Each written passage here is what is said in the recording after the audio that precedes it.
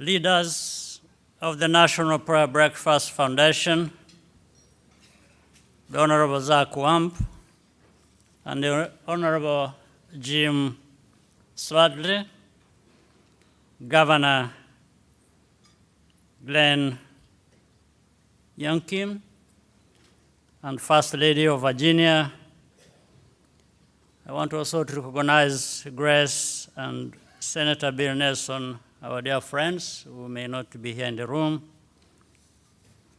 members of Congress, distinguished ladies and gentlemen.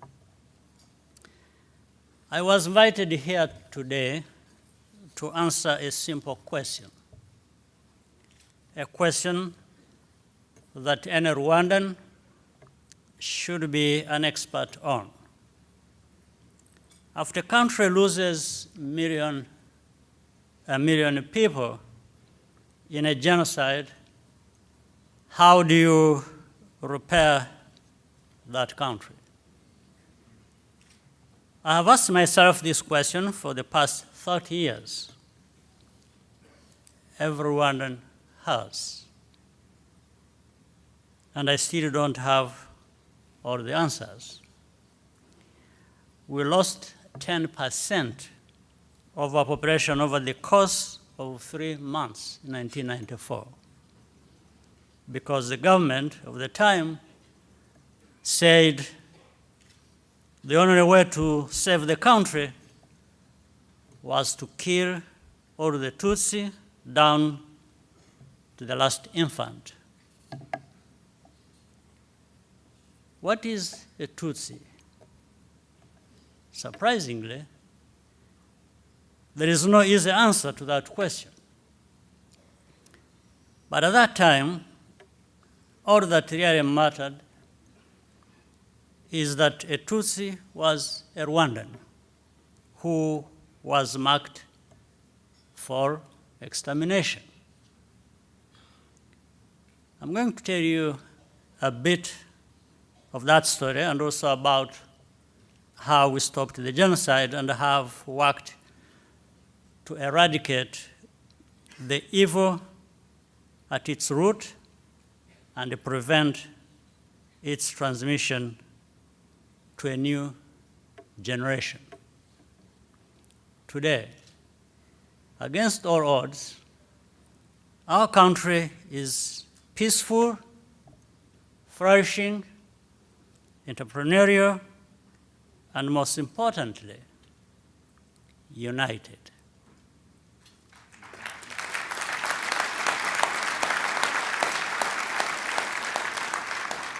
But Rwanda's experience is more than a story. It's also a warning.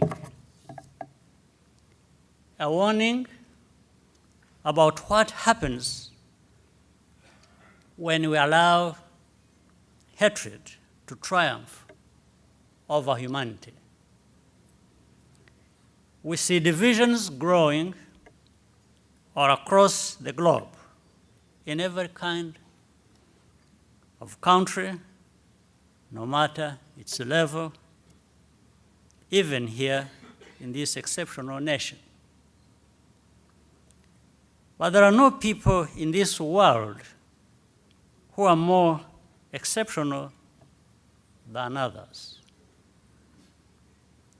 A genocide can happen when a society loses faith in the future, when it loses faith in the power of faith itself, and when it can no longer distinguish truth from deceit. A genocide can happen when political leaders preach division and hatred, while people of faith and people of science remain silent. The story I'm going to tell you is about Rwanda, but is also universal. And the world has not yet learned the lessons which Rwandans have had to learn at an unimaginable cost. Like countless other Rwandans, I was driven into exile at the age of 4.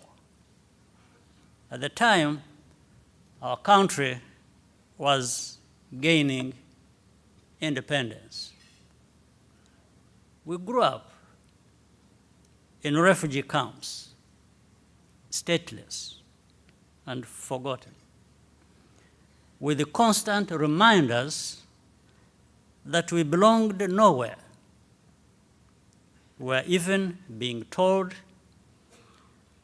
that Rwanda was full and that would never go home.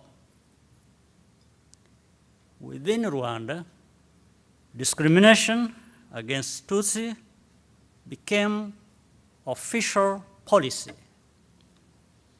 against the backdrop of total indifference from the international community. And that included, I'm sorry to say, the endorsement of church leaders in Rwanda, with a few exceptions.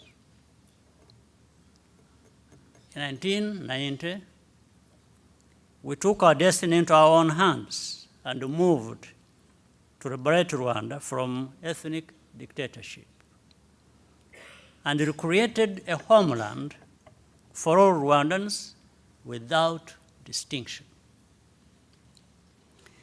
Incidentally, Congressman Slattery, at that moment, I happened to be in your beautiful state of Kansas, studying at Fort Leavenworth as an officer in the Ugandan Army. I immediately left the course to join the struggle. And from that moment onwards, as a Rwandan military officer serving my homeland. In April 1994, just as the peace agreement was about to be implemented, extremist radicals reacted with a final solution to kill all Tutsi and mobilized the population to carry it out. Every Tutsi became a target for murder. Any Rwandan who opposed the genocide was also marked for death, and many paid the price. By July 1994, our forces had stopped the genocide, but not before 1 million Rwandans lost their lives.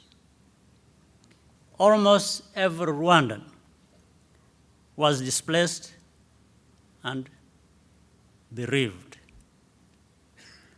Our public institutions were destroyed, the harvest was ruined, and there was no money to rebuild. We were even expected to repay the money the genocidal government had borrowed to purchase machetes and guns. The desire for retribution was huge. As the commander, to keep my own emotions in check, I had to order my officers at a certain point to stop showing me the mass graves. We could not allow people to take justice into their own hands. We had to break the cycle of violence and convert the urge for vengeance into a national program of unity and reconciliation. But reconciliation itself comes with a cost, which is why it is often so difficult to achieve. Hundreds of thousands of people deserved to go to jail for life, or even hanged by any measure of justice. But we had to find a way to repair those people and make them part of society again. We abolished the death penalty. We therefore had to ask the survivors of genocide for the impossible in order to restore our nation, to swallow their anger and bitterness, to live together again with those who they had watched murder their loved ones as their own children flourished. I could not ask anything of the perpetrators. Only the survivors had something left to give: their forgiveness. We had turned the corner in Rwanda, but the same ideology that justified the genocide against the Tutsi is still alive and well in our region. And we see the same indifference from the wider world as in 1994.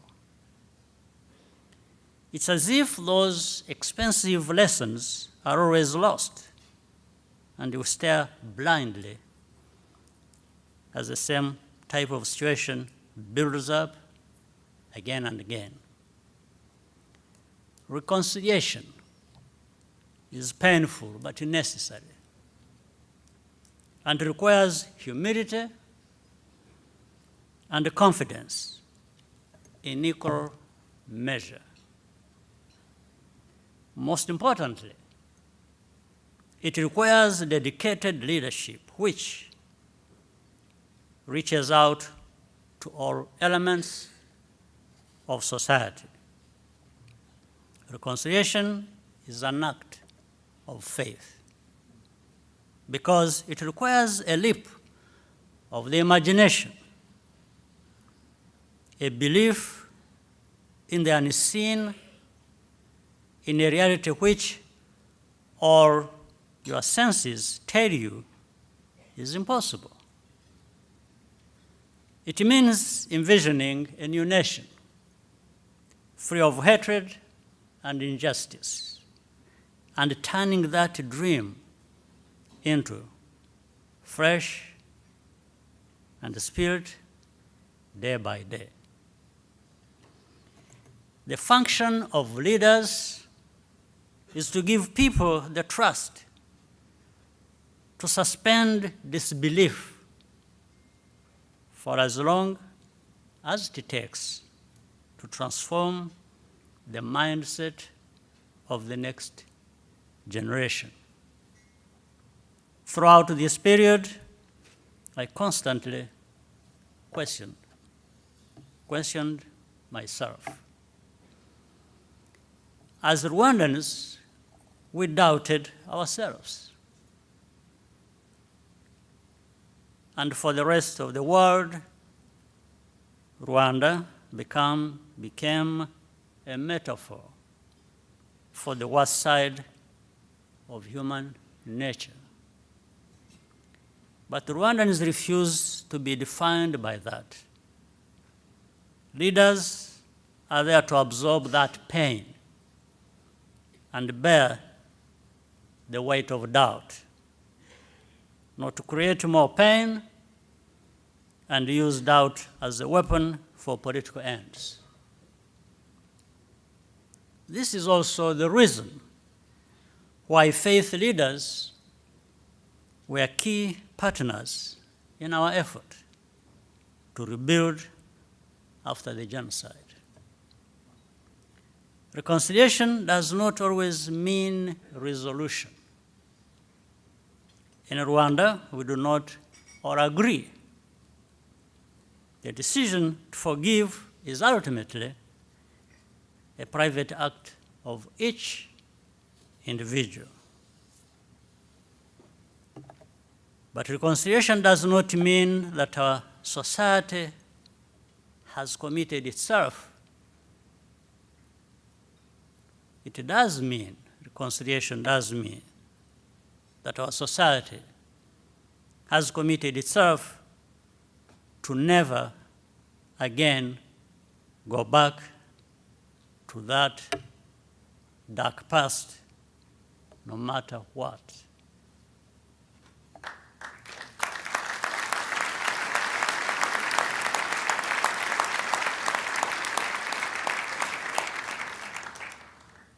Healthy nations are those where we always strive to put the politics of unity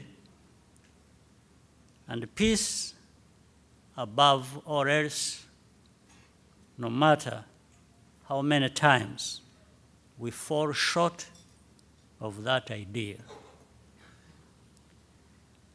Joseph, as you recall, was sold into slavery in Egypt by his brothers. But he rose to the pinnacle of Egyptian society because of his integrity. As a result, he later found himself in a position to save Israel, including his brothers, from famine. It is the practice of reconciliation